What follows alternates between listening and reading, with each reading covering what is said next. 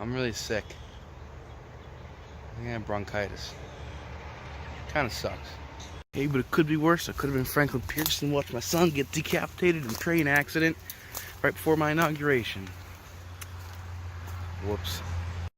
You know, speaking of Franklin Pierce, I made a podcast recently about like forgotten presidents. And I talked about him on there. I talked about like Chester Arthur, and I don't feel like I didn't really get to talk about enough presidents because I'm sick. I didn't really feel up to the task of like, going in depth. So the people who listen to my podcast, it's History Inc. Check it out on Spotify and anywhere else you can get podcasts. But I feel like that episode didn't really leave me satisfied with like the work I'd done. So I want to talk about some other presidents that are forgotten presidents that were like not really forgotten as in like the level of Franklin Pierce and Chester A. Arthur, but forgotten like they fell out of the historical limelight I feel like they deserve. 1. John Adams. John Adams is like, for some reason, considered to be like the worst president of all time, and I get it. Not the worst, but one of the worst presidents of all time. And I get why people say that because he just signed like the Alien and Sedition Acts. And there's a whole XYZ affair in France and all that jazz.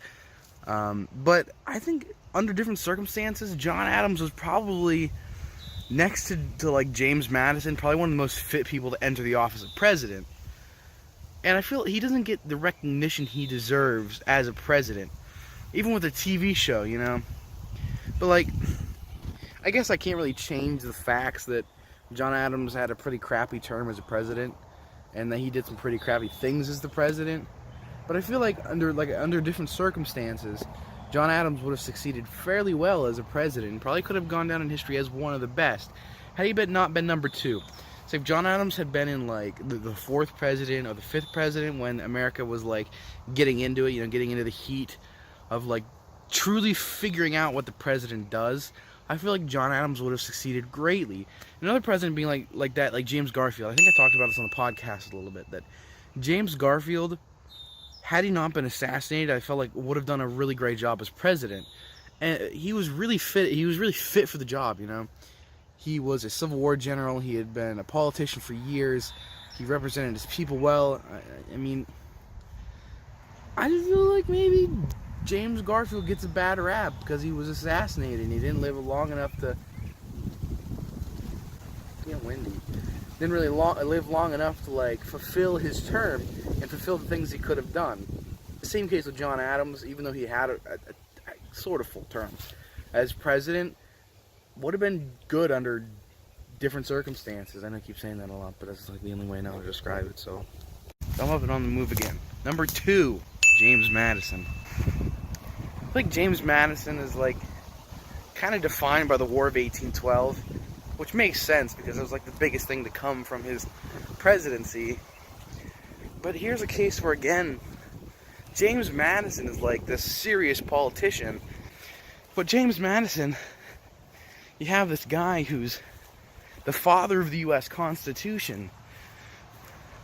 The very document that gives us as American citizens... I got caught on the branch there. The very document that gives us, as U.S. citizens, the rights and laws and abilities to do what we please. It gives us the freedoms and liberties that truly make us an independent and free people. So, had it been a little different for James Madison, who knows? I feel like James Madison, of any president, probably could have been one of the best. But I mean, I said that for John Adams too, and James Garfield. But James Madison deserves a little more historical attention than just being the shortest president, father of the U.S. Constitution, and being in Hamilton. Which, good musical. James Madison's got a good part, but, why not represent little Jimmy Madison? I got this Napoleon shirt. I love this shirt. Napoleon, probably one of the coolest characters, in my opinion, my humble opinion. One of the coolest characters from European history. I'm gonna walk into like ankle high foliage right now. Look, I'm like destroying something. Kind of a neat little path.